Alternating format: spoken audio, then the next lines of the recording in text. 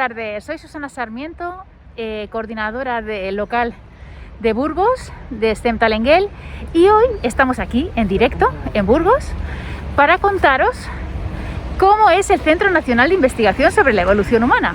Para eso hemos quedado con Chitina Moreno. Fijaos que estamos aquí, qué maravilla de edificio, y aquí nos está esperando Chitina. Hola. Buenas. Chitina, qué alegría verte. ¿Qué nos vas a contar hoy?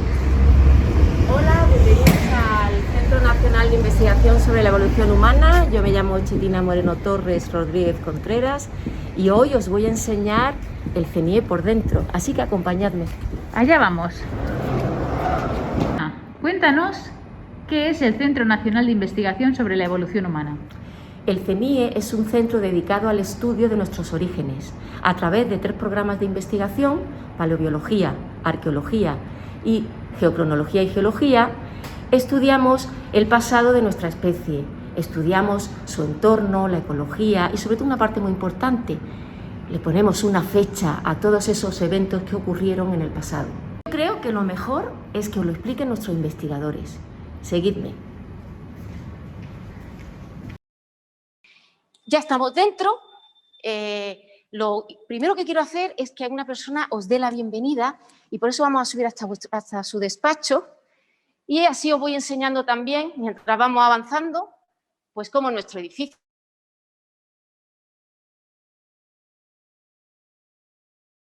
Este edificio nos ha permitido que entrar en la red de infraestructuras científicas y técnicas singulares de Española. ¿Puedes volver a explicar, porque están volviendo a entrar gente, qué es el CNIE? Por supuesto. Bienvenidas, chicas. Estamos dentro del Centro Nacional de Investigación sobre la Evolución Humana. Soy Chitina Moreno Torres y esta tarde voy a ser vuestra guía a través de los laboratorios y de otros espacios. Vamos a ir subiendo para ir conociendo todos estos espacios donde trabajan científicos y técnicos de muchísimas disciplinas. El estudio de nuestros orígenes tiene que realizarse a través de la puesta en común de investigaciones de diferente procedencia, de diferentes materias. Aquí, por supuesto, no nos limitamos a conocer la parte biológica, también los entornos, también donde se encuentran los fósiles. Y tenemos un equipamiento muy sofisticado para hacer nuestros análisis. Eso significa que aquí tenemos químicos, físicos, por supuesto antropólogos, paleoantropólogos, geólogos, matemáticos, arqueólogos, una gran variedad. Aquí en estas investigaciones unimos las letras y las ciencias. Eso es un gran valor. Por eso ofrece unas grandes posibilidades a todos los enamorados de la investigación, del área que sea. Bueno, pero esto, ¿cómo se gestó? ¿Cómo empezó a existir? Porque claro, tiene que haber una base para... Bueno, el Centro Nacional se crea aquí en Burgos porque muy cerquita de aquí tenemos uno de los yacimientos más importantes del mundo, que muchos ya conocéis, muchas de vosotras seguro que ya estáis pensando en cuál es. Y las que os pilla además de lejos, pues yo lo digo ahora mismo, Atapuerca, los yacimientos de la Sierra de Atapuerca, patrimonio de la humanidad, donde se ha encontrado el europeo más antiguo de todos los países donde se podía encontrar un europeo. Aquí en Burgos se encontró a, puntos suspensivos, que algunos lo sabéis también, Homo antecesor, que yo creo recordar que ronda los 800... Bueno, esto porque no se lo preguntamos a la que vamos a visitar. Claro, claro. Porque creo que algo de eso de algo sabe. Algo sabe. La directora del centro, que es la persona que os voy a presentar ahora, se llama María Martín, antropóloga de los dientes, porque los dientes nos dan mucha información. Pero bueno, conoce todo lo que se puede saber de Atapuerca, porque lleva muchos años trabajando allí. Y además es una enamorada de lo que hace, transmite su pasión. Ya la veréis cuando os dé la bienvenida, cómo enseguida os van a entrar ganas de venir aquí a trabajar. Vamos a ver si está ocupada. Hola María, te traigo una visita de un montón de amigas que nos están viendo. María, qué placer encontrarnos. Hola, pues nada, un placer para mí, encantada de recibiros aquí en vuestra casa y bienvenidos todos al CNIE, al Centro Nacional de Investigación sobre Evolución Humana, y encantados de que podáis literalmente entrar en vuestra casa y conocer un poquito más de este centro de investigación, donde yo creo que vais a tener una posibilidad diferente y yo creo que también muy estimulante de conocer los entresijos, de visitar algunos de los laboratorios y conocer a algunos de los investigadores que se dedican desde aquí a investigar sobre el origen y la evolución biológica y cultural del ser humano. Nos hace además particular ilusión esta iniciativa. Son ya muchos años en realidad trabajando con el programa de STEM Talent Girl, que es una iniciativa muy importante pues, para promocionar vocaciones y para que, quién sabe, quizá hoy en esta visita alguno de vosotros refuerce su gusto por la evolución humana o incluso alguna vocación puede surgir y quizá en poco tiempo alguna arqueóloga, alguna antropóloga o alguna geóloga de este programa se anime a formar parte de la familia CNIE. Me alegra muchísimo que estéis aquí, muchísimo ánimo, muchísima fuerza para seguir vuestros sueños, vuestra vocación y por supuesto recordad siempre que tenéis un lugar aquí en el CNIE. Disfrutad muchísimo de vuestra visita. Pues muchísimas gracias, María. Mira, veníamos hablando de la importancia de este centro y de cómo nació esto gracias a los yacimientos de Atapuerca. Y claro, Chitina hablaba del Homo antecesor. ¿Tú nos podías decir un poquito la importancia de ese Homo antecesor pues para la evolución humana y para... Me encanta que me preguntes por Homo antecesor porque voy a decir que es mi especie favorita prácticamente, o desde luego una de las especies favoritas de todo el árbol humano. Es una especie muy especial porque es muy difícil colocar en el árbol, ¿no?, de familia a alguien nuevo, y eso es un hito que consiguió un equipo de investigación español, que es el equipo investigador de Atapuerca, colocar en ese mapa, en ese libro de familia, una especie nueva a partir de hallazgos que se hicieron en nuestra tierra, aquí en España, en los yacimientos de Atapuerca. Es una especie distinta, enigmática, diría, porque tiene una serie de caracteres, una mezcla que no se había visto hasta ahora en el registro fósil. En algunos aspectos es moderna, parecida a nosotros, sobre todo en la forma de la cara, aunque hoy en día antecesor tendría la cara escondida tras una mascarilla, pero os puedo decir que sería una cara muy parecida a la nuestra, y tenía a su vez combinados unos dientes muy primitivos. Esa combinación da lugar a una nueva especie y además ocupa un lugar muy especial en nuestro árbol evolutivo, porque se ha sugerido que Homo antecesor sería el ancestro común de nuestra especie Homo sapiens y de los neandertales, y posiblemente también esté en la raíz del origen de estos nuevos familiares también que tenemos en el árbol, que son los enigmáticos denisovanos. Así que tenemos que sentirnos muy orgullosos precisamente de la ciencia que se puede hacer en nuestro país, del gran talento que tenemos aquí en nuestro territorio. Y nada, pues en ese sentido animaros que es posible hacer ciencia buena, que es posible escribir una página importante en un libro de interés internacional y para toda la humanidad, como es el conocimiento de nuestro pasado. Pues muchísimas gracias, María. Gracias a ti, Susana, Chitina. Vamos a seguir la ruta para ver los laboratorios, las científicas. Sí, nos queda mucho que ver. Mucho que ver. Muchísimas gracias. Gracias. Aquí. Hasta luego, chao. Bueno, siempre un placer escuchar a María. A ver, ¿dónde nos llevas ahora, Chitina? Bueno, pues ahora vamos a entrar en un laboratorio que tiene, yo creo que es el laboratorio del mundo que tiene más equipamiento por centímetro cuadrado. Madre mía. Y en Granada, bueno, soy de Granada, no exageramos nada. Es un laboratorio que tiene un nombre muy largo. Laboratorio de microscopía y microtomografía computarizada. Bueno, esto nos lo va a tener que explicar porque es un poco... Que lo va a hacer estupendamente, mucho más claro. Se llama Belén Notario y es la responsable de todo este espacio. Este laboratorio que ya veis, como os he dicho, que tiene equipamiento por todos lados. Hola, Belén. Hola, buenas tardes, Belén. Bueno, pues mi nombre es Belén Notario. Como os ha comentado mi compañera, soy técnico de este laboratorio. No sé cómo me tengo que poner esto. Ay, es que así se te oye mejor. Y con la mascarilla. Sí, con la mascarilla es que se oye poco. Ya estoy, Ya. Entonces, bueno, aquí hay un montón de equipos, hacemos un montón de ensayos para todo tipo de, pues eso, de empresas, de gente de aquí del centro, de otros tipos de centros de investigación. Y bueno, para llegar aquí yo estudié físicas Luego hice la tesis también en física, en la rama de ciencia de materiales, y bueno, surgió esta oportunidad para, bueno, pues para manejar un poco todos los equipos que hay aquí y tratar de colaborar pues con distintos investigadores y usuarios y luchar también pues para que venga gente al centro y de otras disciplinas fuera de lo que es la rama de humanidades, y me pareció pues hoy una opción interesante que nos podía dar un feedback muy bueno tanto a los usuarios como al propio centro. Entonces, bueno, la verdad que ¿Nos vas a enseñar un poquito a ver sí, qué es lo que haces aquí exactamente? Sí, espera, si quieres, ¿te va bien empezar por allí? Vamos Vale. a empezar por donde nos enseñes. Wow, esto es una lavadora enorme. Me parece más quizá una lavavajilla, ¿no? Sí. O no, con la ventanita. Bueno, esto para que lo veáis, os lo enseñan así un poco por dentro. Es bueno, lo que llamamos un microtomógrafo, que igual pues con el nombre este resulta complicado, pero para que os hagáis a la idea es lo mismo que un TAC médico.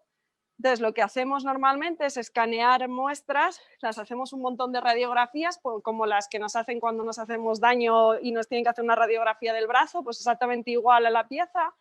La hacemos girar un montón de veces, le hacemos un montón de radiografías y lo que conseguimos es ver el interior de la pieza y reconstruirla en 3D. Para que os hagáis una idea, si queréis, mostramos un ejemplo que a veces es mucho más fácil que así explicado. Entonces, aquí en la pantalla, ¿vale? Esto que tenemos aquí, el ejemplo que os vamos a enseñar, es un astrágalo, que es un huesecillo del pie, ¿vale? Entonces, le hemos hecho un montón de radiografías y veis que lo que conseguimos, ¿vale?, es ver el interior del hueso, ¿vale?, la parte esponjosa que nos cuentan tantas veces, ¿vale?, y la parte externa, que es la parte, pues esto, más sólida. Vamos pasando, ¿vale?, y podemos ir viendo el hueso a lo largo de toda su sección. ¿Y este hueso de dónde lo habéis sacado? Este es un hueso de un humano moderno, ¿vale? Y veis que luego lo que podemos hacer, ¿vale?, es reconstruirle también en 3 dimensiones. Interesante. Claro, esto lo podéis hacer de esto, ¿hasta qué medida entra en esa máquina? Podemos meter 20 centímetros de diámetro, una pieza de 20 centímetros de diámetro por 40 centímetros de alto. Y bueno, como os he dicho, podemos meter piezas distintas. Por ejemplo, ahí, para que os hagáis una idea, pues en el centro tenéis un hormigón que también se ha podido escanear. Bueno, aunque parece una tontería, ¿no?, pero que hablábamos de las radiografías, pues ahí veis que tenemos una cosa tan común como puede ser una grapadora y las partes que la componen, o algún tipo de hoja vegetal. Entonces, bueno, un montón de cosas que al final todo aquello casi que se os pasa por la cabeza, pues se puede escanear y radiografiar. Y bueno, esa última imagen que os ha mostrado la obtenemos con uno de los microscopios, que si queréis lo vemos en un minutín, y así veis un microscopio que no sea el típico que estáis acostumbrados casi a ver en el instituto. Vale, ¿Qué tipo de microscopio es este? Esto es un microscopio electrónico de barrido, que igual dicho así, pues os quedáis igual que estabais, pero bueno, digamos que cuando nosotros queremos ver algo, lo primero que cogemos es una lupa. Cuando la lupa ya no nos deja ver nada más, nos vamos a un microscopio óptico donde nosotros tenemos nuestros objetivos y vamos cambiando para tener más aumentos y seguimos viendo las cosas. Pero claro, hay otro momento en el que ya no vemos más, y para seguir viendo e ir más a la profundidad de las cosas, tenemos que diseñar otro tipo de dispositivos. Uno de esos dispositivos es lo que tenemos aquí, que es lo que se llama el microscopio electrónico, que bueno, si ya lo habéis oído, a lo mejor os lo han contado en el instituto, en lugar de trabajar con luz blanca, es decir, en lugar de trabajar con fotones, pues vamos a trabajar con electrones. Y es la principal diferencia. En los microscopios ópticos obtenemos imágenes a color, mientras que este tipo de microscopios pues nos dan imágenes en blanco y negro. Entonces, por ejemplo, aquí os he puesto la imagen de una pieza metálica donde podéis ver, ¿vale?, los distintos tipos de cristales, el cómo han ido creciendo. Esto nos da cuenta de cómo se ha fabricado ese metal, ¿vale? Y las distintas fases que la constituyen. ¿Cuántos aumentos tiene este microscopio? Esto Aproximado. puede llegar a 50.000 aumentos, que vienen a ser pues 2-3 micras de resolución, ¿vale? 2-3 micras una micra es una milésima parte de un milímetro, para que os hagáis la idea un poco de las escalas con las que estamos trabajando. Y aparte de que tenemos la foto, pues también nos dice qué es cada componente. Es decir, si yo, por ejemplo, pincho aquí, me dice, pues esto es hierro. Si pincho, por ejemplo, aquí, me puede decir, pues esto es plomo. O sea, que no solamente nos saca la imagen, sino que también nos dice la composición química de nuestro material. ¿Y lo que metes en el microscopio se puede meter tal cual o tienes que ponerle algún tipo de material o recubrimiento? Bueno, en principio, la gran ventaja que tiene este microscopio es que nos deja trabajar con las muestras tal cual, no hay que metalizarlas, que es una gran ventaja de cara al centro en el que nos encontramos, porque al final si tú tienes piezas fósiles o piezas arqueológicas que son únicas en el mundo, si las metalizas, que es la palabra que utilizamos, que al final es darle una pequeña capa de oro para hacerla conductora, estás estropeando la muestra. Claro. Entonces, en este caso nos permite trabajar de las dos maneras, tanto sin tener que metalizar la muestra como metalizándola. ¿Qué es el problema? Que si no metalizamos conseguimos menos resolución. Es el contra de no metalizar. Fósiles como los de Atapuerca pues no se pueden meter, no se pueden metalizar porque, correcto, porque se estropean, ¿no? Correcto. Mire, si queréis ver ahí una foto que yo creo que es muy ilustradora, al final esto es el cráneo de un macaco y veis que está sin metalizar, está tal cual se ha recibido y tal cual lo metemos dentro de lo que sería el equipo. ¿Y este macaco cuántos años tiene?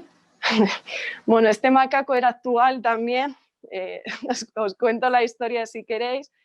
No me acuerdo bien de la historia antigua, pero bueno, básicamente encontraron el cráneo de un niño y tenía un montón de marcas en lo que era la zona del cráneo.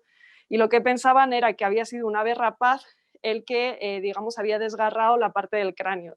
Entonces, para verificar que la teoría que tenían era correcta, lo que hicieron fue coger un macaco actual, de hecho del parque de Cabárceno, en Cantabria.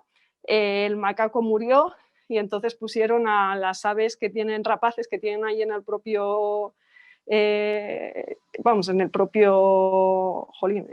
Cabárceno, para que cogieran al mono y vieran a ver si efectivamente las zarpas del mono dejaban ese tipo de marcas en lo que era el hueso del cráneo. Entonces el que trajeron aquí, digamos que era el que usaron para testar que si su teoría era buena o no era buena. ¿Y era muy buena al final o no? No.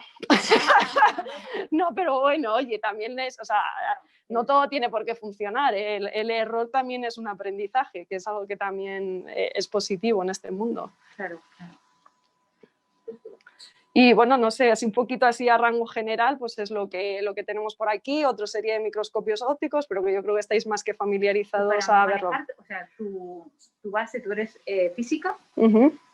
Para manejar esto, ¿te sirve con lo que has estudiado en física o tienes que estudiar algo posteriormente para poder manejar estas máquinas? Yo hice la tesis doctoral y realmente para poder manejar todo esto con la carrera no es suficiente. O sea, hacer la tesis ayuda muy mucho a poder estar en este tipo de equipos. Sacar materiales y todo eso. Claro, porque es verdad que con la carrera podemos ser capaces de utilizarlos, porque en el fondo al final cuando aprendemos a usar un equipo, pues cualquiera podemos utilizarlo, pero sí que es verdad que quizás esa formación un poco añadida de hacer la tesis doctoral te da el input de tener más formación de cara a poder aconsejar a los usuarios, de que si te traen distintos tipos de muestras, pues sepas cómo aplicar la técnica a los distintos campos de aplicación. Entonces yo creo que se complementan. Cuando acabas la carrera, ¿lo vas a poder utilizar? Sí, o sea, al final con formación todos aprendemos a utilizarlo. Que hacer la tesis te da pues, más conocimientos para poder profundizar un poco más en qué consiste todo esto, pues también. Pues estupendo, Belén, muchas gracias. Nada, muchas gracias a vosotras. Belén. Bueno, ahora vamos a seguir nuestra ruta después de esta interesante explicación de Belén, porque en el centro... Bueno, a lo mejor tiene alguien preguntas. Bueno, sí, ¿hay alguna pregunta que queráis hacer? Bueno, de momento, muchísimas gracias. Gracias a vosotras. Y vamos a seguir Bueno, vamos a pasar por aquí, que no sé si esta zona la habéis visto. Aquí tenemos su más microscopios. Aquí nos deja más de un micro-CT. ¿Y ahora dónde vamos? Pues ahora vamos a uno de los espacios más bonitos que hay en el CNIE. Es el área de conservación y restauración. Es un sitio súper importante porque casi todo el material que se estudia en el centro son fósiles, vienen de los yacimientos. Pero claro, vienen como vienen. Tened en cuenta que han estado enterrados tropecientos mil años. Claro, no solamente hay Atapuerca, también tenéis yacimientos africanos, sí, son más antiguos. Ahí están los yacimientos africanos, tanto del norte de África como del este. Luego también algunos otros yacimientos aquí mismo en España y también algunos europeos. O sea, nos llega material de todo sitio, incluso nos llega material de Australia. Pero sí que es verdad que la mayor parte del material está aquí al lado, el de Atapuerca, porque aparte de que es riquísimo, pues parte del equipo de Atapuerca trabaja aquí también. Como hemos visto a María, por ejemplo. Como por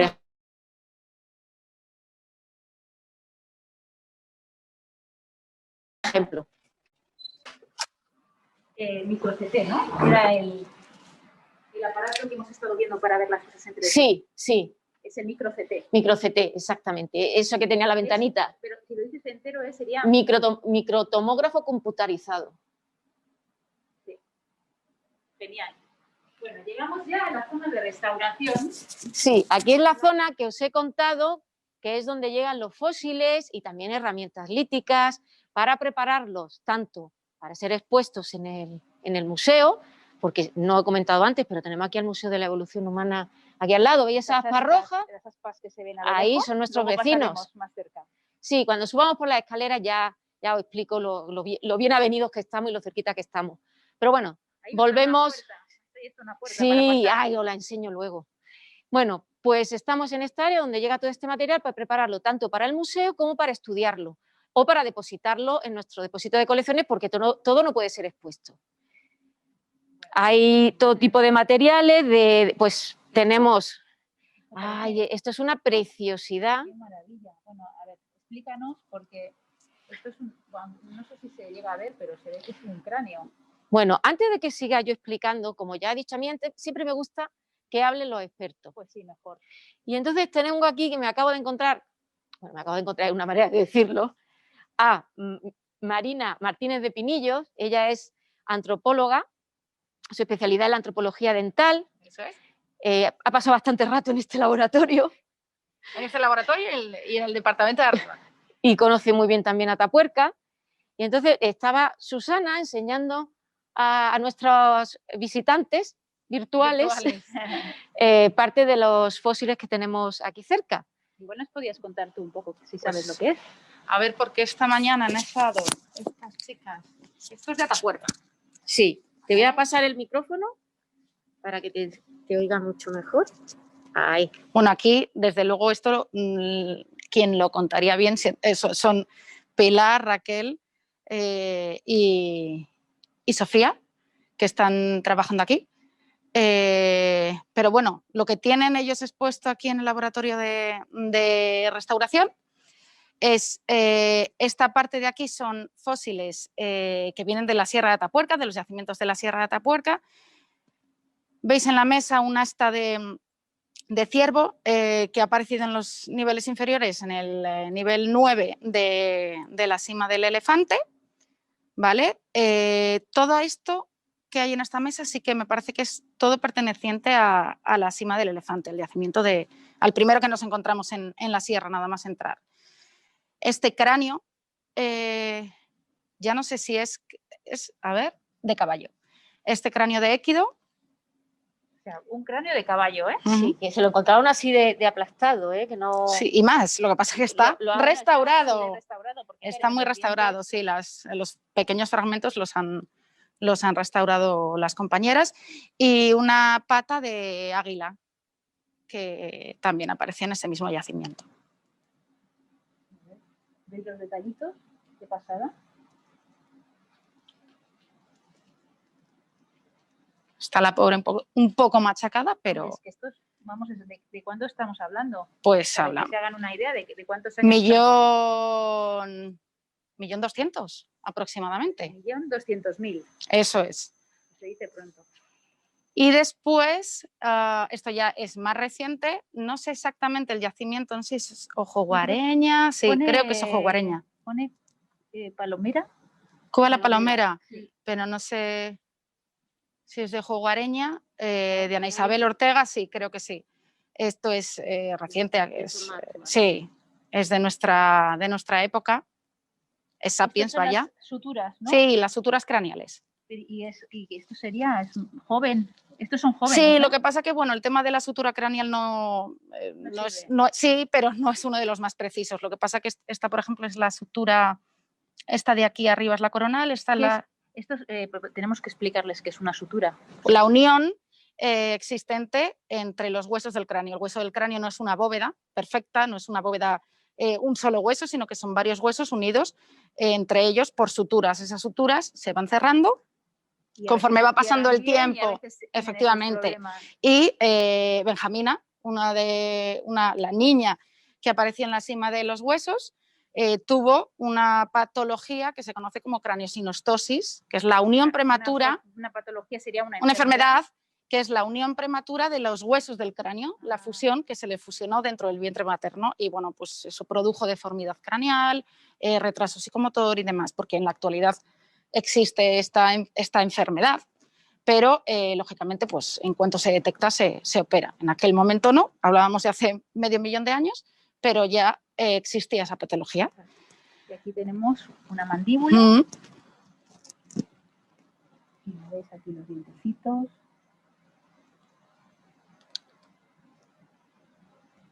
Sí. No, esto es Sapiens. Sí, sí, sí.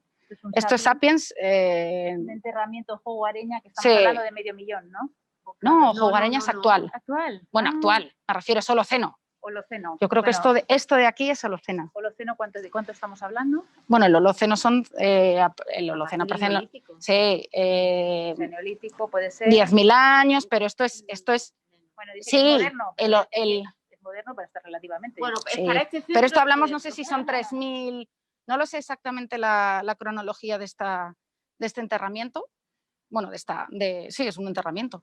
Pero es actual, a diferencia de la mesa que tengo aquí a mi izquierda, que hablábamos de casi... Esta mesa y esta ha pasado 1 millón de años. Sí, sí, y mucho más, pero sí. Y las traviesas del tren, que son las que están más allá. Así que ya es modernísimo. Sí, sí. Piezas, Este es el futuro, comparado con aquello. Marina, estas piezas que bueno, pues estamos hablando de 1.300.000, ¿por qué se han mantenido? O sea, ¿por qué se han mantenido bien?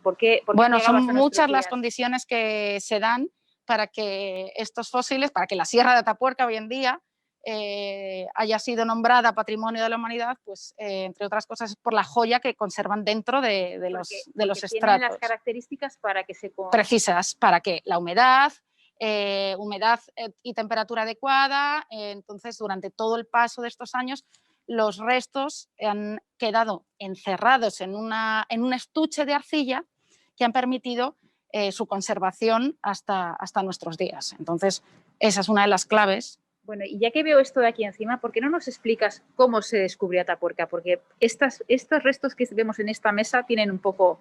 Sí, algo que ver. Algo que ver. Vamos a ver. Algo que ver con el descubrimiento. Estas maderas son las traviesas del ferrocarril que pasó por la Sierra de Atapuerca a comienzos del siglo pasado.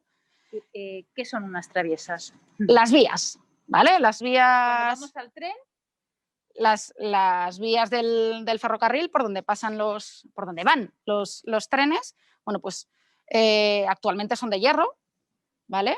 Pero a los comienzos del ferrocarril, bueno, pues estas traviesas se hacían de madera y aquí pues hay parte de las traviesas que se encontraron o que estaban cuando se hizo el ferrocarril minero, que... Porque claro, los yacimientos de Atapuerca se encontraron gracias a que hicieron ese tren, ¿no? Ese paso, aquel tren, el ferrocarril minero que unía la Sierra de la Demanda con Burgos y Burgos con el norte para transportar hierro y carbón, pues misteriosamente, en vez de seguir un trazado recto y lineal por los campos de cereales, que cuando vamos a la Sierra de Atapuerca vemos perfectamente, lo que hicieron fue introducirse por medio de la sierra. Para eso se dinamitó parte de la montaña y fue cuando entonces se descubrió parte de los restos que están en la Sierra de Atapuerca, en la zona de la trinchera del ferrocarril. Por eso se llama esos yacimientos que están ahí en ese paso, se llaman los yacimientos de la trinchera del ferrocarril, precisamente por esto. Y entonces, si tuvieras que resumir por qué realmente es importante Atapuerca. Bueno, Atapuerca es la clave de la humanidad porque resume y alberga en un espacio de kilómetros a la redonda muy reducido, podemos hablar de no sé cuántos kilómetros tiene la Sierra de Atapuerca, más. Bueno, igual 12. 12 kilómetros, sí, puede ser, pero bueno, en apenas 12 kilómetros cuadrados que tiene la Sierra de Atapuerca, estamos hablando de la historia de la evolución humana desde hace 2 millones, bueno, casi 2 millones de años hasta la actualidad. En todo ese tiempo, la Sierra de Atapuerca ha estado habitada por diferentes especies, por los preneandertales, los neandertales, por nuestra especie, por Homo antecessor e incluso por una especie que todavía se desconoce, pero que ahí estuvo, precisamente en este yacimiento que hemos visto de la cima del elefante, estos restos de la cima del elefante, donde ahí se encontró el primer humano, podríamos decir, o el humano más antiguo que hay aquí en la Sierra de Atapuerca. Entonces, se han encontrado restos de ese Homo, Homo SP, Homo, no sabemos cómo se llama, sin definir, luego efectivamente. Como antecesor, Eso luego es. tenemos neandertales, Preneandertales, neandertales y nuestra especie, que somos o sea, sapiens. están todas las todos especies. los personajes. Todos los personajes desde hace unos 2 millones de años, casi 2 millones de años, hasta la actualidad, hasta hoy, que incluso hoy en día no hay en los yacimientos, pero sí alrededor vive la gente. Entonces, realmente durante todo el año se trabaja con lo que se saca. Efectivamente. Durante mes y medio que hay de excavación. Sí.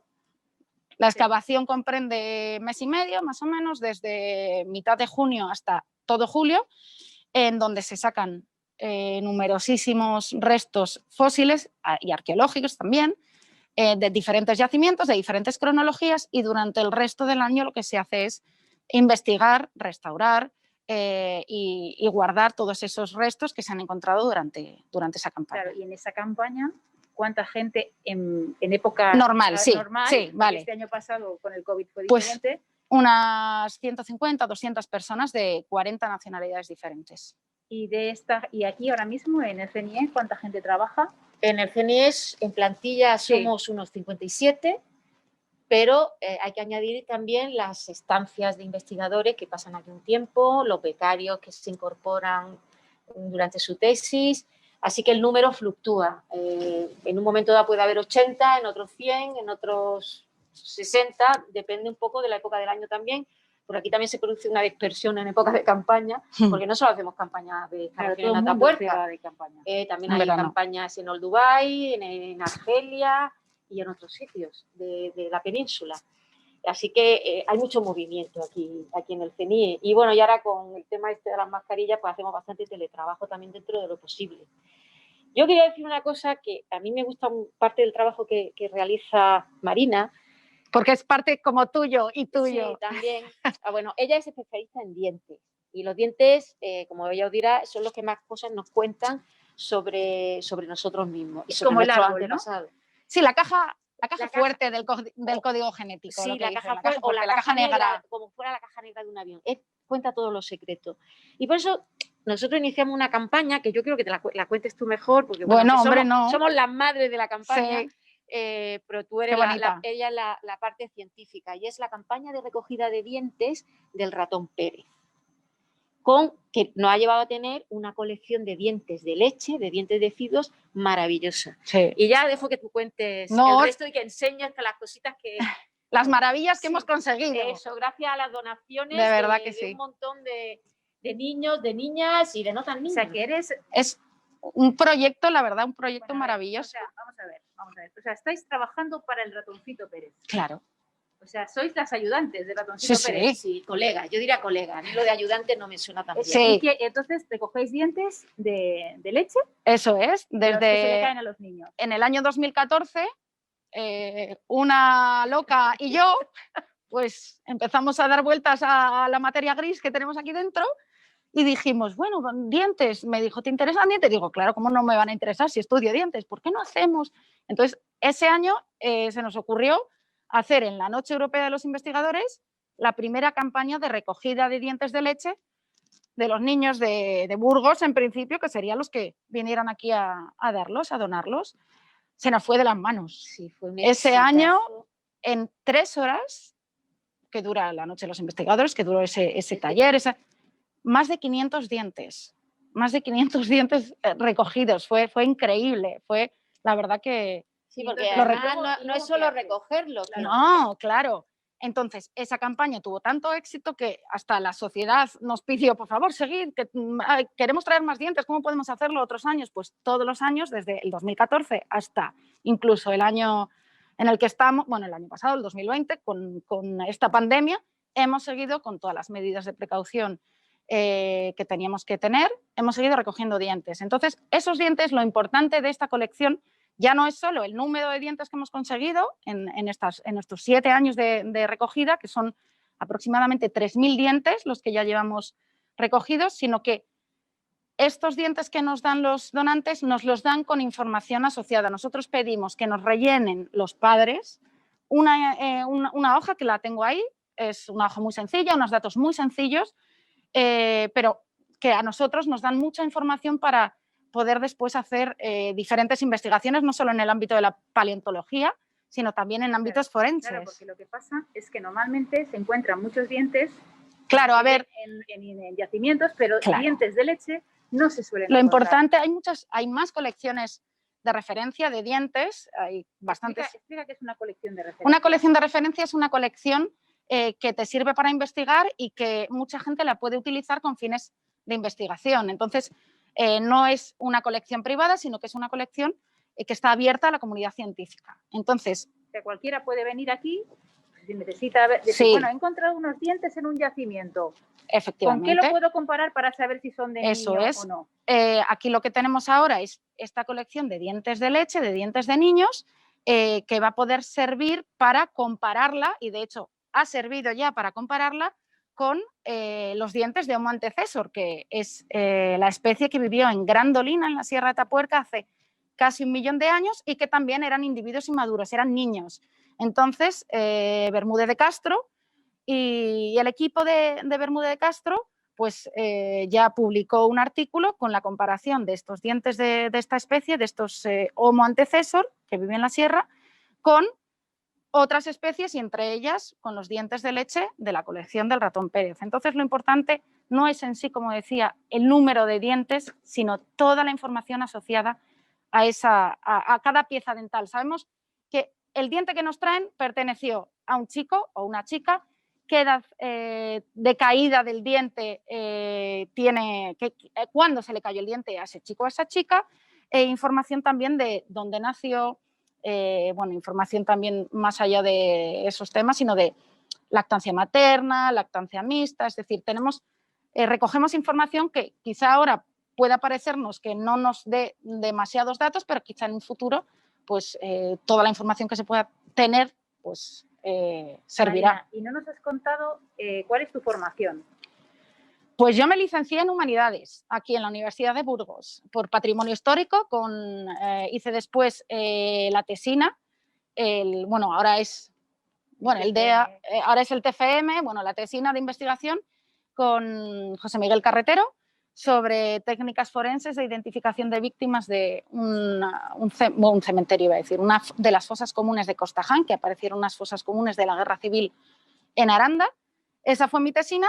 Y después entré en el tema de la paleoantropología, con el equipo de José María Bermúdez de Castro, María Martínez Torres, mi directora de tesis, y demás, pues hice la tesis sobre antropología dental de los dientes de la cima de los huesos. O sea, una fusión de ciencias y letras. Sí, porque realmente mi carrera es Humanidades, que es de letras, sin embargo luego pues me especialicé en esto que es ciencias. En matemáticas también, para hacer estadística. Sí, estadística. Es necesaria, aunque sea básica, pero siempre hay que hacer estadística en el ámbito de la ciencia, y luego al final, pues bueno, lo que uno se propone. ¿Algún consejo para las chicas? simplemente que lo que uno se propone se consigue. Cuesta más, cuesta menos, pero si que uno puedes se propone y le empezar gusta, por un sitio y efectivamente, acabar en otro. acabar en otro y puede ser de un extremo a otro sin ningún problema, o incluso todo, porque puedes combinar varias cosas, pero no tiene que ser una puerta cerrada el hecho de que una persona haya ido siempre más por letras para pasarse a ciencias y al revés. Tampoco tiene que ser una puerta cerrada que una persona de ciencias quiera meterse en temas de humanidades. Además, Se trata de investigar, ¿no? los eruditos, ¿qué eran? Pues de todo, sabían de todo. Leonardo da Vinci, toda esta gente, sabían de todo. Letras, ciencias, eso es. Pues genial, Marina, muchísimas gracias. Nada, vosotros y bueno, No sé si gracias Natalia por... nos quiere Bueno, enseñar sí, claro, cómo algo no. de lo que haces. Porque después todos estos dientes, no estos, sino todos los que aquí se estudian. No sé si habéis pasado al microcetex. Sí, hemos estado ahí. Vale, pues bueno, nosotros, esto ya es lo que es un poquito más, bueno, bonito, y también voy a poneros uno de los dientes. O sea, ¿esto lo has hecho tú? Esto lo hemos hecho en el equipo con uno de los dientes. Aquí os he puesto, mira, abrimos un proyecto nuevo con todos los cortes tomográficos y todos los cortes virtuales que se han obtenido en el CT, en el micro CT. Bueno, pues luego lo exportamos a este software de reconstrucción virtual y le asignamos. Todo esto es muy tedioso, eso es muy largo, es un proceso que no es ahora como lo veis, según lo exporto está, sino que a cada parte del diente, esto es un diente, un canino, un colmillo de esta colección, de la colección del ratón Pérez. Entonces, a cada parte del diente se le asigna un tejido, la dentina, el esmalte, la pulpa, que después nosotros vamos a poder medir, obtener valores, ver grosores, ver la propia morfología del diente por fuera y por dentro, que eso es lo importante, que aquí con estas... Esto es por dentro. Esto es por dentro, esto es la dentina, lo que no vemos, ¿vale? Esto sería, nosotros claro, le hemos dado estos colores que no son reales, pero esto rojo es lo que nosotros cuando sonreímos se nos ve. Qué guay. ¿Vale? Pues mira, Este tenemos es el una esmalte. chica que dice que quiere ser arqueóloga, Ainara. Muy No sé bien. Si quieres saludarla porque le está haciendo mucha Pues ilusión. claro que sí, cómo no, saludar a Ainara y a todas las compañeras de este proyecto maravilloso y que, bueno, que siempre son bienvenidas en el mundo de la ciencia. Qué bien, qué bien. Pues muchísimas gracias, Nada, Marina. a ti Creo que vamos a por seguir- este proyecto. Vamos a seguir en la ruta. Vamos a Perfecto. conocer a más compañeras. Bueno, Muchas han gracias, preguntado- Marina. Han preguntado si aquí hay más chicas que chicos, más chicos que chicas. Esto Pues, aproximado. pues está como si dijéramos 50-50. Pues que sí, esto está bien. Pero también tengo que decir una cosa. Los puestos de coordinadores casi todos son hombres. Bueno, casi todos no. Los 3 coordinadores son hombres de los programas. La directora, Sí, la directora sí que es mujer y luego la mayor parte de los científicos son hombres, quizá, sí. sí, bueno. Pero la mayor parte de los técnicos son ¿Qué mujeres. son los coordinadores? ¿Cómo que qué son? ¿Qué son? Sí, sí, que lo o sea, expliques. Que expliques que es Ah, ¿qué son los coordinador. Pues mira, cada programa os he contado antes que... Hasta luego, Marina. Hasta luego, Marina. Como he contado antes que teníamos 3 programas de investigación, el de paleobiología, el de arqueología y el de geocronología y geología.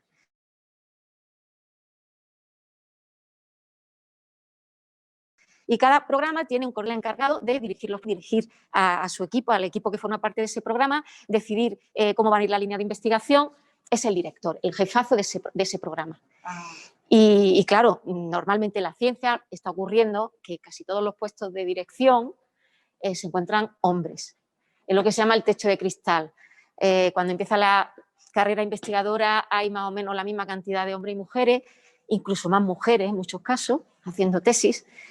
Pero luego, por motivos diversos, a los puestos de responsabilidad suelen llegar más hombres que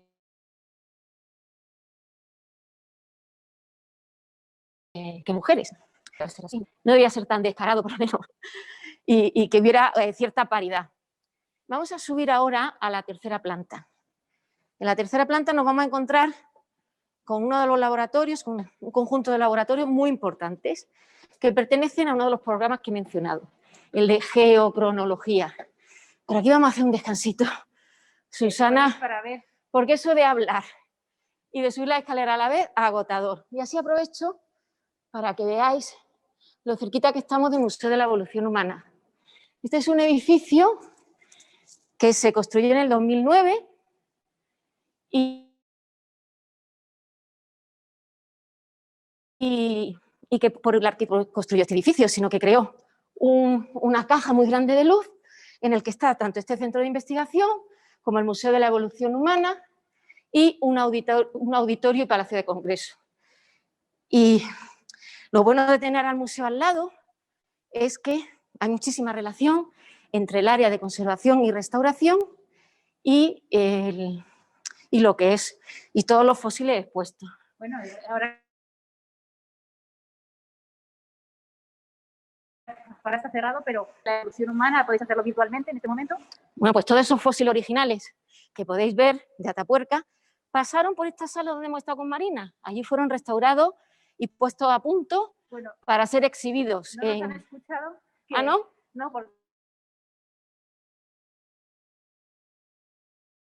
se ha cortado un momento. Al subir la escalera sí se pierde un poquito la... Bueno, que tenéis que visitar el Museo de la Evolución Humana para ver esos fósiles originales, ahora de manera virtual, pero en cuanto abran, no os lo perdáis porque son originales. Son una belleza. Son una muy importante en este centro. Bueno, todos lo somos. Pero es importante en el sentido que pertenece a uno de los programas más singulares, que es el de geocronología. Y unos laboratorios también muy importantes. ¿Y por qué hablamos de esa importancia que tienen estos laboratorios? Primero, porque, como antes hemos estado hablando de fechas, si en una fecha que le demos a un resto arqueológico, a un resto fósil, no sabemos por dónde empezar. Tenemos que situarlo en el tiempo. Eso es fundamental. Y para eso hay varios métodos de datación. Métodos que nosotros aquí tenemos un montón de ellos y eso es una cosa difícil de tener, que haya muchos métodos de datación en un mismo edificio, porque requieren unos equipamientos muy especiales y además un personal también muy especializado. Y uno de esos miembros del personal es nuestra amiga Davinia Moreno. Hola, Davinia. Hola, Davinia, buenas tardes. Buenas. Bueno, ya conocéis a Davinia, que además es mentora de STEM Talengel. A ver, Davinia, sí, vamos a pasarle el micro. Hola, encantada de estar aquí esta tarde con vosotras. Como decía Susana, soy Davinia Moreno, soy mentora del proyecto, así que algunas de vosotras quizá ya me conozcáis. Y bueno, estaba escuchando un poquito así a Chitina, os estaba explicando pues, la singularidad del CENIE con los métodos de datación. Y bueno, yo os voy a hablar un poquito de eso ahora rápidamente. Bueno, yo soy de formación... ¿Qué es la datación? Sí. Bueno, pues que deja que se presente. Sí, no. Sí, perdón. Bueno, yo soy de formación geóloga, estudié en la Universidad de Zaragoza y como me gustaba mucho la arqueología, hice un máster en arqueología y prehistoria en Tarragona, que a su vez me llevó a París, donde allí descubrí el mundo de la datación, que ahora os voy a explicar qué es, y una técnica muy concreta en la que yo me especialicé durante mi doctorado, que es la resonancia paramagnética electrónica. Tiene un nombre muy raro, pero para que nos entendamos le vamos a llamar ESR, que es más corto. Y es por las siglas que tiene en inglés, simplemente. Entonces, bueno, durante el tiempo que yo estuve en París, me especialicé en esta técnica, que es una técnica muy particular que, bueno, quizás si queréis podemos ir al laboratorio y así os lo explico mejor. Porque este es tu despacho. Sí, exacto. Sí, este es el despacho en el que yo, pues, los datos que conseguimos en el laboratorio y en el campo, pues los analizamos para conseguir esa fecha final. Pero antes de yo llegar a este despacho para poder trabajar, tengo que hacer un trabajo previo, tanto de campo como de laboratorio. Entonces, si os parece, vamos a ir al laboratorio, así os lo enseño y os explico mejor qué es esta técnica de la que os estoy hablando. Bueno, las técnicas de datación es lo que llamamos geocronología. La geocronología es una disciplina que está dentro de la geología que incluye muchos métodos de datación. Aquí en el CENIE, como os decía Chitina, tenemos la gran suerte de tener varios de estos métodos. No es muy común tener en un mismo centro de investigación 5 métodos diferentes como tenemos en el CENIE.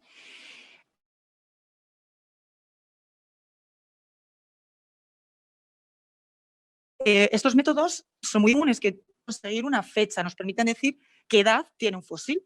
o qué edad tiene el sedimento en el que aparece ese fósil. Algunos de ellos solo nos permiten comparar cosas y decir si una cosa, un fósil, es más antiguo o más reciente que otro. Es lo que llamamos datación relativa. Y los métodos que nos permiten calcular una fecha concreta es el siguiente laboratorio. Son los métodos que llamamos métodos de datación absoluta. Bueno, ya casi hemos llegado, es que hay un trocito. Bueno, este es el laboratorio de datación por resonancia paramagnética electrónica.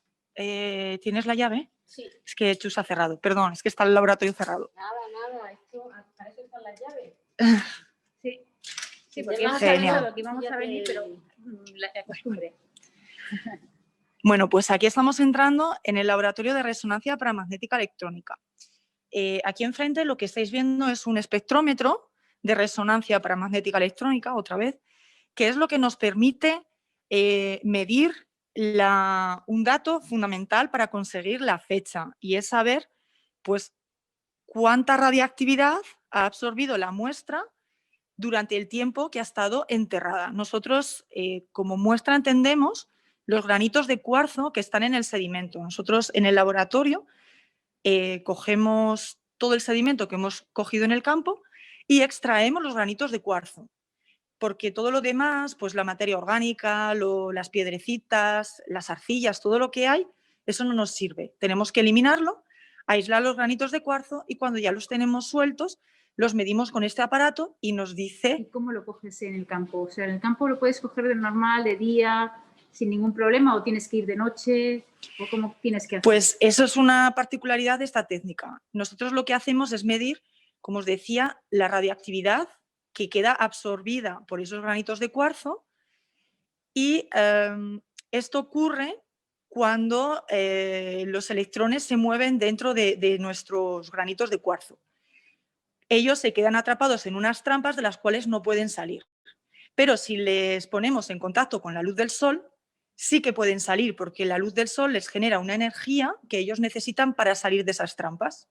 Por eso nosotros, cuando vamos al campo, tenemos que hacerlo o bien por la noche o bien utilizar unos cilindros, unos tubos de PVC, que es un material opaco, para evitar que nuestra muestra de sedimento entre en contacto con esa luz solar, porque en este caso lo que haríamos es eliminar esos electrones, hacerles que salgan de esas trampas y por lo tanto no podríamos conocer la edad real de ese yacimiento.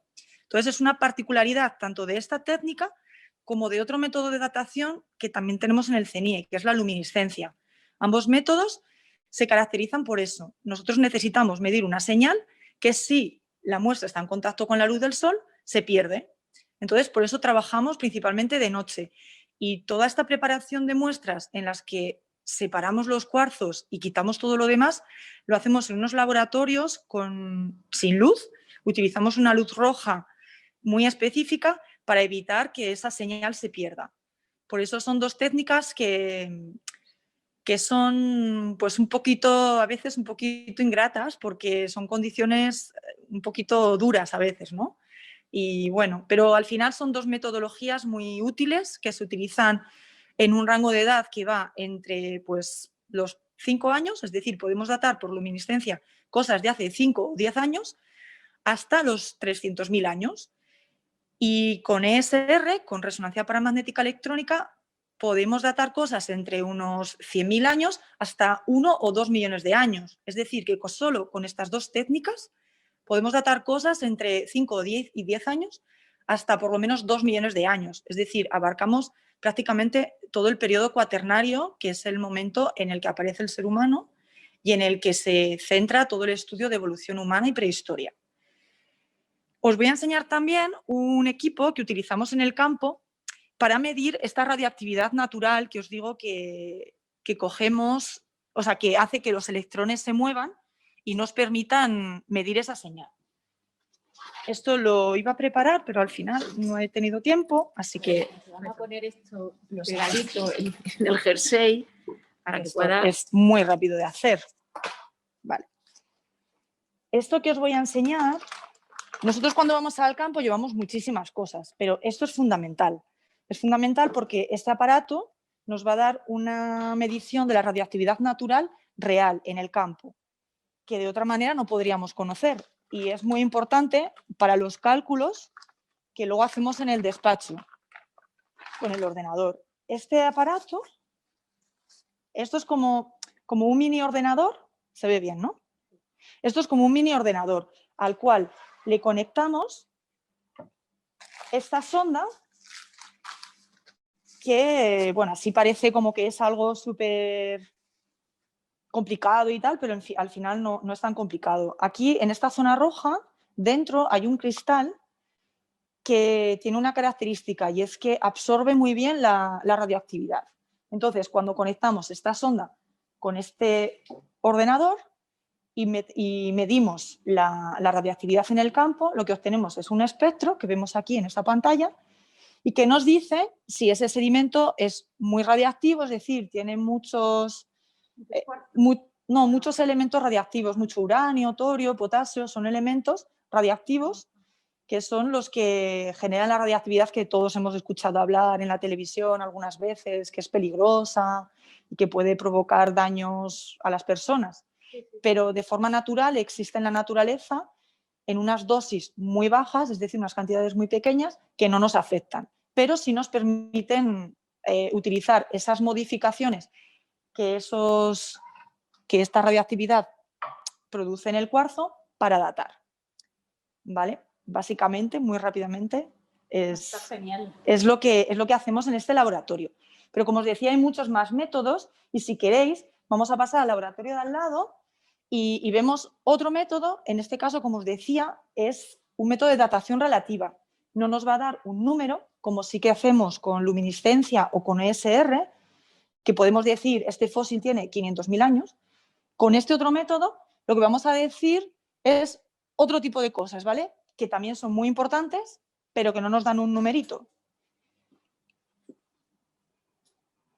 En Atapuerca, por ejemplo, ¿cuántos métodos habéis utilizado? Porque tú trabajas también en el yacimiento. Sí, en Atapuerca hemos empleado resonancia paramagnética electrónica en cuarzos, que es lo que os he explicado, en dientes fósiles. También se ha aplicado series de uranio en calcitas, en espeleotemas. Los espeleotemas son las estalactitas y las estalagmitas que veis en las cuevas.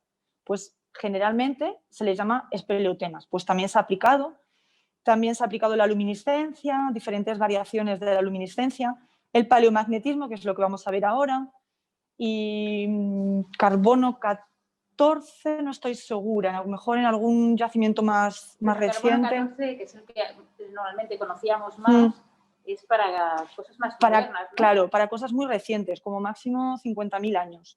Entonces, Atapuerca, como los yacimientos son tan antiguos, es un método pues, que no tiene mucha utilidad. Por eso, en estos yacimientos se han aplicado técnicas más novedosas, digamos, que no se aplican todo el tiempo, pero es por la singularidad de los yacimientos también. Entonces, bueno, está Claudia, que es la técnico de laboratorio especializada en paleomagnetismo, así que os dejo con ella porque seguro que ella os explica mejor el paleomagnetismo. Hola, Claudia. ¿Qué tal? Buenas tardes. ¿Qué tal? Muy bien. A ver si nos puedes explicar un poquito este laboratorio y primero presentarte tú, quién eres. Pues como os ha dicho Davinia, mi nombre es Claudia Álvarez y soy la técnico de laboratorio de arqueomagnetismo.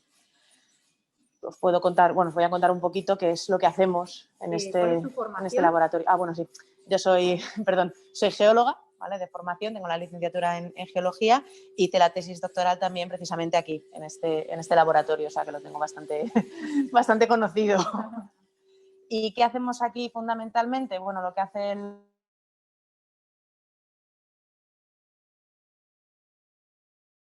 paleomagnetismo o arqueomagnetismo es que el planeta tiene un campo magnético terrestre, aunque no lo veamos, está presente. Exactamente. De hecho, si me acompañas, tenemos ahí una plaquita, una pegatinita en la entrada, precisamente para señalar un poco esa idea.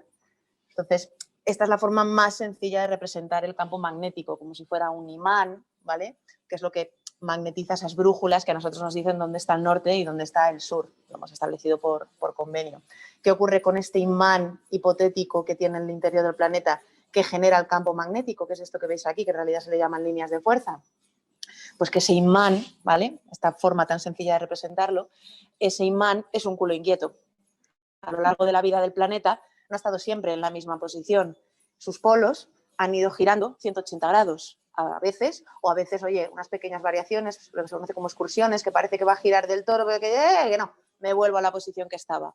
Pues todos esos cambios, todas esas variaciones, esas inversiones geológicas, que se llaman así cuando es completo, quedan registrados. ¿Eso nos afecta a nosotros, a los humanos?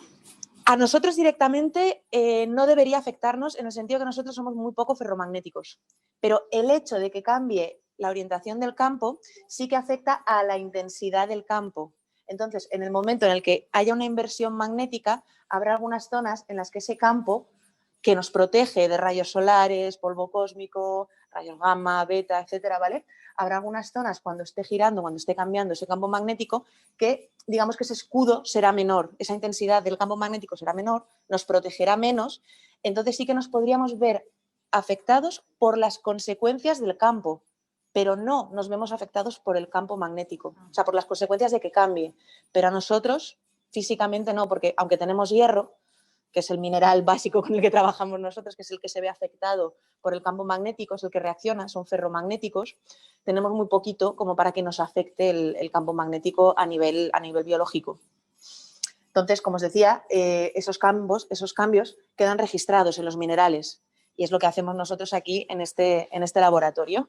Esto que se dice del ozono y tal, ¿afecta algo? ¿La capa de ozono? Sí.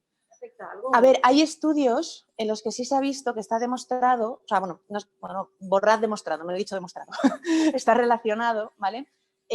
Cierta influencia del campo en el ozono o viceversa. Pero decir ahora mismo a ciencia cierta que uno condiciona al otro no está seguro al 100%, se está estudiando, se ve que en algunos puntos sí que hay cierta correlación, pero claro, que haya una correlación puede ser que se haya dado en ese momento algo que afectaba a las dos cosas y por eso han cambiado, se han alterado a la vez, pero no podemos decir a ciencia cierta que esté, o sea, fehacientemente demostrado que uno condiciona al otro. ¿Y ahora mismo el norte está en el norte o ya está cambiando? No, ahora mismo nuestro norte es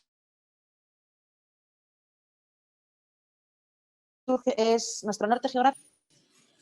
Y puede cambiar esto en cualquier momento. Hay variaciones, se está viendo que está oscilando. A ver, yo lo he simplificado mucho, ¿vale? Al decir que es un imán con un campo, pero ese modelo, que es lo que se conoce como, claro, me salen las siglas en inglés, el modelo dipolar, ¿vale? Te explicaría el 90% del campo. Hay un 10% restante que este modelo no lo cubre. ¿Por qué? Porque en realidad, digamos, que es como si hubiera un imán muy grande, pero es que luego tienes otros montones de imanes pequeñitos a lo largo del planeta, que todo ese conjunto de pequeños imanes, ¿vale? Todo esto resumiendo y ejemplificando que sean imanes lo que genera ese campo magnético, ¿vale? Entonces, tienes diferentes zonas en las que tienes diferentes pequeños imanes que también afectan a ese imán en conjunto. Es decir, o sea, la forma sencilla sería visualizarlo como uno solo, pero en realidad no, porque en realidad lo que hay es una fuerza convectiva en el interior del planeta, que es el núcleo del planeta, que tiene una parte externa sólida y una parte interna líquida, ¿vale? Perdón, lo he dicho al revés. Una parte interna sólida y una parte externa líquida, ¿vale? Esto sería un poco como cuando mordemos un Ferrero Rocher, que me viene... No me pagan por hacer publicidad, pero me viene muy bien, porque tú muerdes el bombón, por fuera está el chocolate y por dentro está la avellana. Pues el núcleo del planeta sería algo así. Tenemos un núcleo externo líquido, ¿vale? Y un núcleo interno sólido. ¿Qué ocurre? Que el núcleo externo líquido, eso es magma, eso es lava, ¿vale? Que está a unas temperaturas enormes, se está moviendo todo el rato, es lo que se llaman corrientes convectivas. ¿Qué ocurre? Que una corriente convectiva genera electricidad y toda corriente eléctrica genera un campo magnético perpendicular, que a su vez genera otro campo magnético, otro campo eléctrico, que a su vez genera otro campo magnético, ¿vale? Funciona como una dinamo. ¿Qué ocurre? Que esa dinamo tiene unas intensidades mayores en según qué puntos. Entonces, la forma sencilla es decir, oye, es un imán, pero en realidad no es un imán.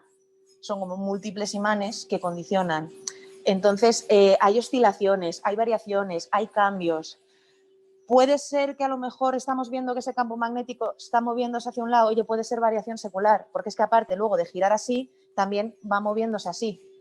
Entonces, puede ir variando, tiene una excursión, pero no, ahora vuelvo y me vuelvo al mismo sitio. Entonces, ¿Y qué puede cambiar eso? ¿Un terremoto o qué? no, lo que lo puede cambiar es el propio núcleo interno, movimiento del planeta. Inconveniente, a ver quién es el listillo que se mete ahí abajo a verlo. Todo esto, a ver, ni siquiera ahora mismo está aceptadísimo que el núcleo sea así del planeta, pero claro, nadie lo ha visto. Todo esto se basa en estudios geofísicos, en ondas de terremotos precisamente, que son las que nos permiten ver cómo son las composiciones de las diferentes capas del planeta. Entonces, claro, se asume que es eso y ahora mismo es lo que, oye, a casi al 100% estamos seguros de que es lo que genera el campo, pero claro, no todos son verdades absolutas. Claro. Y menos en ciencia, que va avanzando progresivamente y lo que ayer no se sabía, se sabe pasado mañana, porque mañana se descubre una forma de medir eso que hace 2 días no sabíamos ni que existía.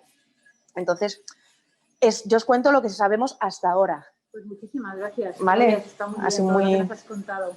Pues espero, no sé, A ver. ¿queréis echar un vistacito Sí, un poco al...? sí, esto que hace ruido aquí. Esto que hace ruido, pues concretamente esto que hace ruido es el magnetómetro. Esto que ves aquí es, bueno, esto es una estructura de Mu-metal, que es un metal que protege, o sea, es neutro y impide que ahora mismo el campo magnético que tenemos a nuestro alrededor, porque ahora mismo hay campo magnético, afecte a las muestras que estamos analizando. El magnetómetro en sí, podríamos decir que es esto, que son 3 squids, son magnetómetros muy, muy, muy sensibles. Entonces, lo que estáis oyendo, ese ruidito, no, el pi, pi, pi, pi, no, uno que, no, bueno, ahora me se acaba de parar la bandeja, cague en la mar.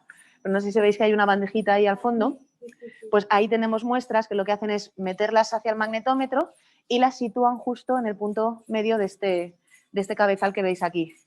Esto es el magnetómetro en sí, entonces nosotros ponemos la muestra, más o menos sería aquí en medio, ¿vale? Y lo que hacemos es medir esas muestras que nosotros cogemos en campo. Podemos medir la intensidad magnética remanente que tienen, que es lo que se conoce como la NRM, que lo que nos está diciendo es ese magnetismo que les queda de haberse vistos afectados por el campo magnético del planeta. En realidad lo que hacemos es ver cómo están orientadas esas partículas de hierro que han reaccionado a ese campo. Nosotros cogemos pequeños bloquecitos, bueno, vamos al campo, cogemos muestras, ¿vale? Y la idea es obtener muestras, por ejemplo, pues, de estas que veis aquí, de este estilo. Trabajamos con elementos cilíndricos, como estas que veis aquí, ¿vale? O con también elementos cúbicos. Entonces, todo esto son muestras recogidas en campo de diferentes yacimientos y lo que hacemos es meter estas muestras, ya sean las cilíndricas o las cúbicas, en el magnetómetro, uno de los equipos, porque tenemos varios en el laboratorio, pero este es el principal, y lo que intentamos averiguar en realidad es cómo están esas partículas ferromagnéticas que contienen estas muestras, esos minerales ferromagnéticos, cómo se han orientado, porque reflejan el campo magnético que había en el momento cuando estas muestras se formaron, cuando esos sedimentos se formaron, esas montañas. En el tiempo ha habido unos cambios. Exactamente. Tienen unos nombres. Sí, mira, estos los tenemos, nos vamos a ir fuera también, porque las tenemos fuera, ¿vale? Sí, tenemos que darnos un poco de Sí, prisa, y nos yo ya- quedan yo apenas ya- 10 minutillos nos quedan. Yo ya acabo, pero esos cambios a los que te mira. refería, Susana, tienes esto que está aquí. Por convenio, ¿vale? Se habla de inversiones magnéticas, lo que os decía antes, en una dirección o en otra. Cuando la dirección actual del campo, cuando la dirección que nosotros estudiamos en esos sedimentos coincide con la actual, es decir, están orientadas en la misma dirección, se llama polaridad normal y por convenio se le da un color negro, estos que veis aquí. Si por el contrario está en dirección contraria a la que hay hoy en día, se le llama polaridad inversa y se le da un color blanco. Esto que veis aquí son los cambios que ha habido de polaridad, esos giros que ha hecho el campo magnético del planeta, pues desde el momento actual, el Holoceno, donde estamos ahora, hasta hace aproximadamente 2,5 millones de años. Esto es el cuaternario, con lo que trabajamos aquí en el CENIE, evolución humana. ¿Qué ventajas tiene esta metodología? Que es muy rápida. muy sencillita y muy fácil. Nosotros podemos tener muchas muestras, a lo mejor podemos trabajar sobre 200, 300 bloquecitos como esos que veis aquí. Y eso cuando está fuera, esos cajoncitos no se dañan de ninguna manera cuando están fuera. Sí y no. Los que veis ahí, los que os he enseñado, ya estaban todos medidos, ¿vale? Ya están procesados, ya están analizados. Cuando vamos a medir algo nuevo, tenemos dos formas de evitar que se vean afectados por el campo magnético. Esa bobina que veis ahí, la que está, todas esas cajas que están ahí a la derecha, no sé si se ve el dedo, sí. Esa zona de allí, ¿vale? Sí. Esa bobina que está ahí, sí. Eso genera, pues lo que os decía, todo campo magnético genera un campo eléctrico. Esas son bobinas, es lo que se llama bobina de Helmut, que tú le puedes dar una corriente eléctrica, ¿vale? Y como son 3 bobinas en los 3 ejes, están puestos de tal manera que el punto central sea lo más neutro posible, porque puedes poner direcciones contrarias. Entonces, matemáticamente se anula y eso es un campo neutro. Esa es una, o por ejemplo, dentro al lado del magnetómetro, y ahí, no sé si se ven, son esos 2 cilindros que están ahí, son del mismo material que el magnetómetro, un metal, que lo que hace es evitar que se vean afectadas las muestras. Entonces, antes de medir, siempre dejamos las muestras un par de días, una semana, dependiendo del tipo de material, ya sea en la bobina o en los cilindros. Pues genial, Claudia, muchísimas gracias. Bueno, tendríamos toda una tarde para que siguieras contándonos porque es súper interesante. Si tenéis alguna duda o algo. Bueno, si hay alguna pregunta, siempre se la podemos hacer. Exactamente. Muchísimas gracias, Claudia. A vosotros. Bueno, seguimos aquí. Davinia. Hola. Cristina. Pues Davinia nos quería contar otro método de datación. Sí, ya rápidamente porque creo que no queda mucho tiempo. Apenas no llega a 10 minutos. Vale, bueno, pues simplemente aquí podemos ver, aquí mejor, otro de los laboratorios de dataciones del CNI es el laboratorio de series de uranio. Este aparato que veis aquí al fondo no podemos entrar porque es una sala que tiene que estar muy limpia, extremadamente limpia, porque las medidas que hacemos en ese aparato se hacen con cantidades ínfimas de material. Entonces, cualquier pequeña motita de polvo, cualquier cosita minúscula, pero lo más pequeñísimo que os podéis llegar a imaginar que caiga en la muestra, la contamina y ya no sirve. Entonces, por eso tenemos esta antesala antes de entrar al laboratorio. No sé si... Para poneros la ropa limpia. Sí, tenemos batas que nunca salen de esta zona. Si veis aquí abajo hay zapatos que jamás salen de aquí. Tenemos que ponernos guantes, calzas en los zapatos para no ensuciar el suelo. Es decir, tenemos que tener una extrema limpieza para poder trabajar ahí dentro. ¿Por qué? Porque nosotros lo que hacemos ahí dentro es analizar la cantidad de uranio y de torio que encontramos en las muestras. ¿Y qué muestras usamos? Pues aquí tenemos un ejemplo de lo que os decía antes, los espeleotemas. Los espeleotemas engloban a 2 cosas distintas, las estalactitas y las estalagmitas, que habréis escuchado hablar de ellas porque son formaciones carbonatadas que se generan en las cuevas. Aquí Susana os está haciendo un detalle de este espeleotema que está partido por la mitad y podéis ver las líneas de crecimiento de esta estalactita o estalagmita. No podemos saber qué es porque no sabemos cómo estaba orientada realmente en la cueva. Sabéis que las estalactitas y las estalagmitas se diferencian entre que unas crecen del suelo hacia arriba y las otras crecen del techo hacia abajo. Como esto está descontextualizado, no sabemos cómo estaba originalmente, no podemos saber qué es. Vale, pues nosotros lo que hacemos es coger partes pequeñísimas dentro de estas líneas de crecimiento de un mineral que se llama calcita, que tiene dentro uranio y torio. Y os preguntaréis, ¿qué es el uranio y qué es el torio? Que además antes también lo he dicho, que en el campo medíamos estos elementos, ¿no? Pues son elementos químicos, pero que son inestables en la naturaleza. Es decir, que ellos se van a transformar en otros elementos químicos para ser más estables y para poder estar más, digamos, más a gustito en la naturaleza, ¿no? Entonces, ¿qué ocurre? El uranio es uno de estos elementos inestables, es un isótopo, y se transforma de forma natural en torio, que es otro elemento inestable. Pues midiendo la cantidad que tenemos de uno y de otro, como sabemos cuánto tiempo pasa entre que uno se transforma en el otro, esto ya es un poco lío, no sé si me estoy explicando bien, podemos saber cuántos años han pasado desde que se formó este material, ¿vale? Es un poco el mismo principio que el carbono 14. El carbono 14 no lo tenemos en este centro porque, como decíamos, trabajamos en yacimientos muy antiguos y pues no tiene mucha utilidad porque solo podemos datar cosas hasta 50.000 años, pero es el mismo principio. En el carbono 14 lo que hacemos es medir la cantidad de carbono y su elemento hijo, ¿vale? Y en función de las cantidades que hay de uno y otro, podemos calcular la edad. Son dos técnicas que forman parte del mismo grupo. Y bueno, pues yo con esto creo que ya os dejo... Sí. Entonces, ¿cuántos métodos de datación tenemos aquí? Pues mira, en el CNIE tenemos luminiscencia, resonancia paramagnética electrónica, paleomagnetismo, series de uranio y núclidos cosmogénicos, que no se ha hablado de ellos porque ya no nos da tiempo.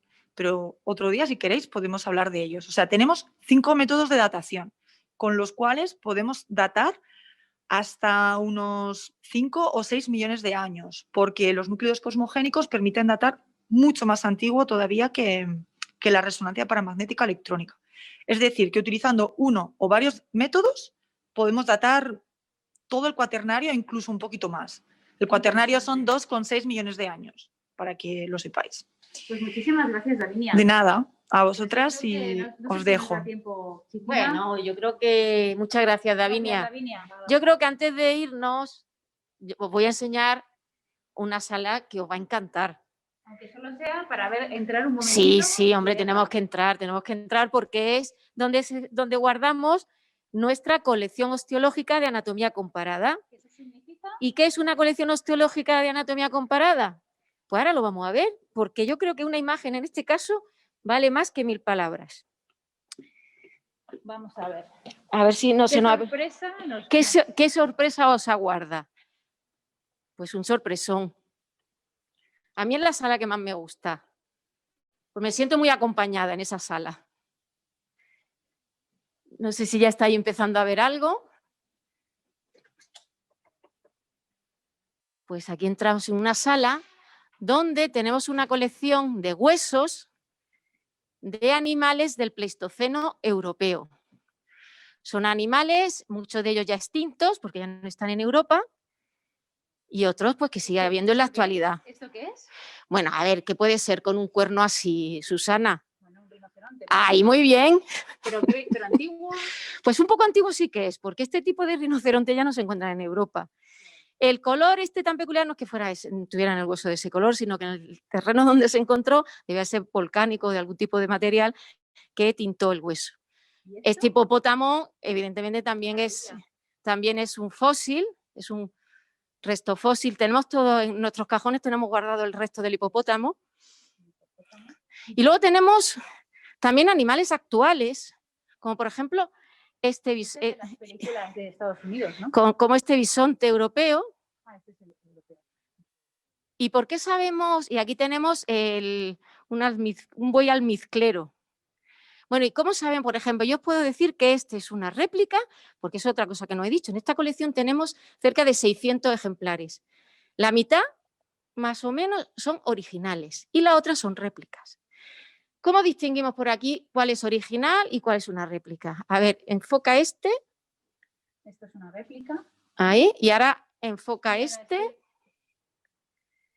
Y ahora, por ejemplo, enfoca este, que es un buey común. Bueno, pues sí, no sé si alguna se habrá ya dado cuenta. Hay una manera de verlo, que pueden ser los dientes, pero hay una muchísimo más fácil, y es mirarles la nariz. Si veis, esta nariz es gruesa, no se ve a través de ella, está como muy formadita, muy perfecta, pero si nos vamos al buey común, vemos que es mucho más frágil, que se puede ver a través de ella. Se ve como agujeritos. Claro. Y luego, bueno, aparte de todos estos tan vistosos, mira, por aquí tenemos a leones, a osos, bueno, un familión, por eso digo que cuando vengo aquí estoy muy acompañada, pero luego tenemos las cosas más pequeñitas. Pues estos son reales. Sí, sí, estos son originales. Los que se ven los agujeritos son reales. Y los que no se ven. Bueno, nada, sí, original, real es todo, que aquí no hay nada de dibujo. Y aquí tenemos guardado de todo. ¿Por qué tenemos esta sala? Bueno, pues se llama de anatomía comparada porque los estudiosos, los investigadores pueden venir aquí con su original. Con el original, con trozo, porque claro, Normalmente en un yacimiento no nos encontramos estos huesos tan bien forestados, estos cráneos, todo tan completito. Muchas veces son trozos nada más. Y es interesante, es importante poder hacer esa comparativa pues, para ver si es un lince, si es un lobo, qué parte del cuerpo es. Y así tenemos esqueletos completos que se pueden comparar con los fósiles encontrados. Y vienen aquí, por eso tenemos estas mesas tan grandes. Para que puedan, claro, y porque a veces como comprobáis, algunos de los cráneos son enormes y algunas osamentas pues son también muy grandes, otras no tanto. Esta, por ejemplo, esto es un... Eso es un lince. Es original, ¿no? Espérate que le vea la nariz. Yo es que si no le veo la nariz debe ser original porque el lince sigue habiendo en Europa. Los animales que todavía existen en Europa son todos originales. Los que tenemos fósiles son aquellos que ya se han extinguido. Entonces recurrimos a museos y a otros establecimientos donde los podemos comprar. Bueno, Chitina, yo creo que hemos hecho una ruta brutal. Sí, nos falta alguna parte, pero es que ya no nos da más tiempo. Otro día. Otro día. Yo quiero de todas maneras que penséis, hasta que deje a Susana en la puerta, a mí me gustaría que pensarais en alguna pregunta que queráis hacer. Algo que se os ocurra, que yo pueda contestar. Incluso por aquí tenemos todavía a Davinia, que también estará encantada en contestar a cualquier inquietud, curiosidad. No penséis que hay preguntas tontas, solo hay respuestas tontas.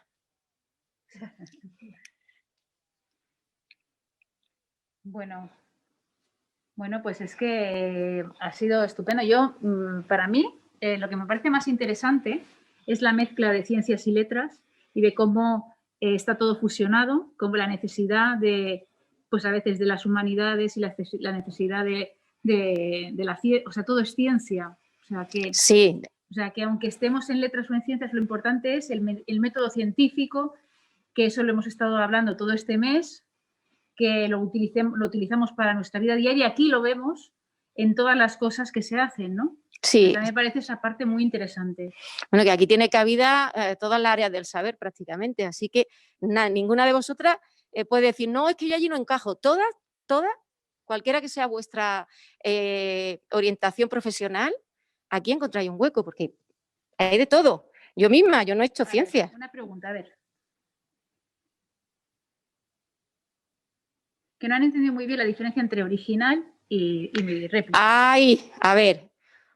El original es un animal que ha vivido, por ejemplo, en una granja, en un zoológico, en un parque y muere.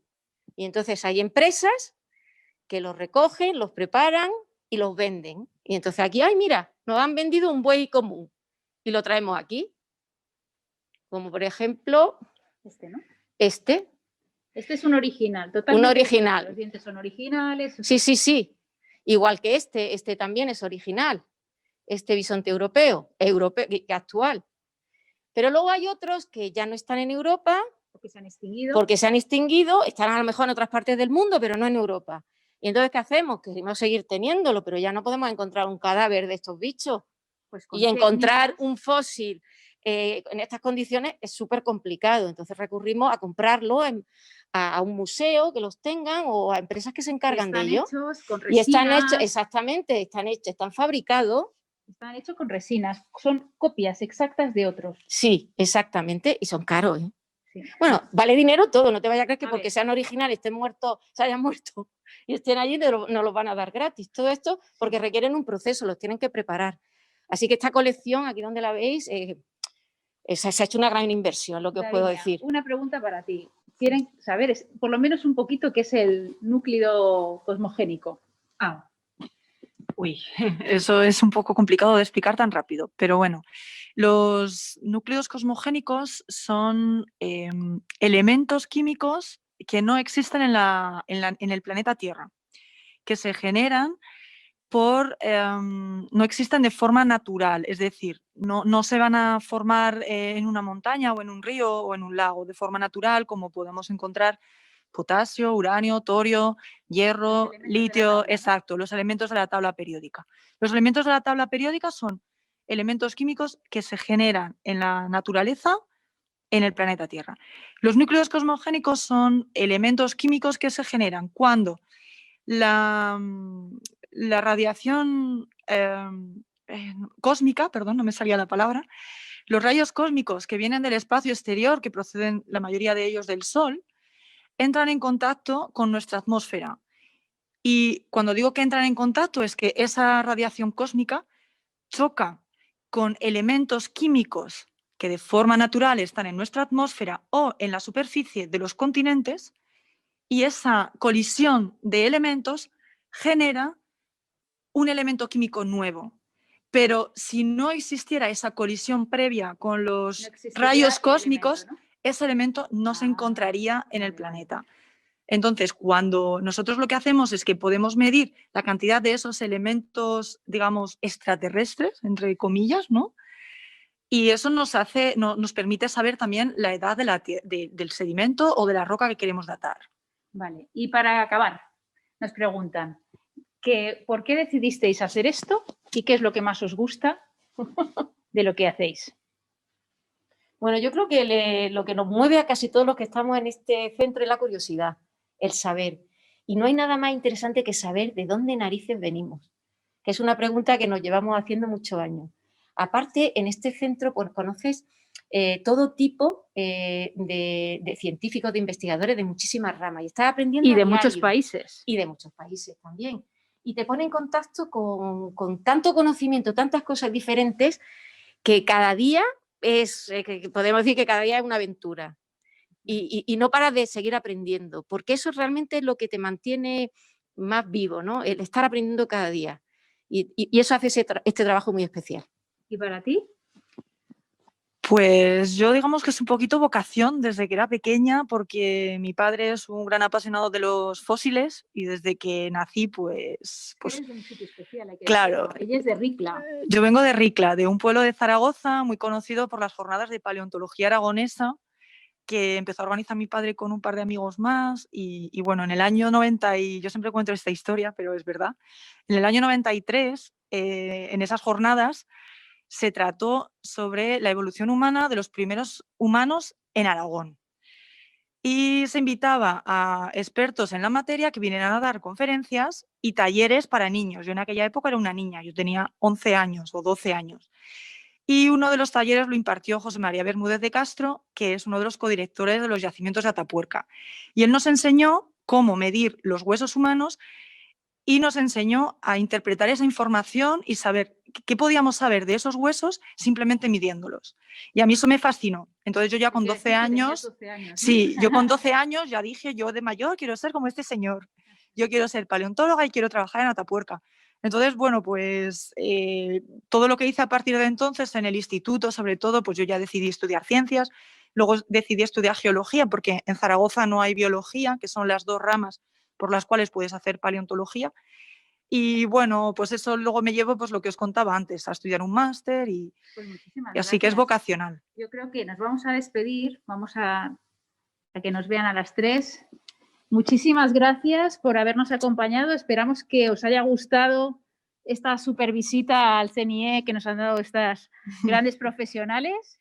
Esperamos que hayáis disfrutado, porque nosotros sí que lo hemos hecho. Sí, ha sido un placer enseñaros el laboratorio y para cuando queráis, aquí estamos otra vez. Hasta pronto, Hasta chicas. pronto, chao. ¡Viva Gracias. la ciencia! Chao, chao.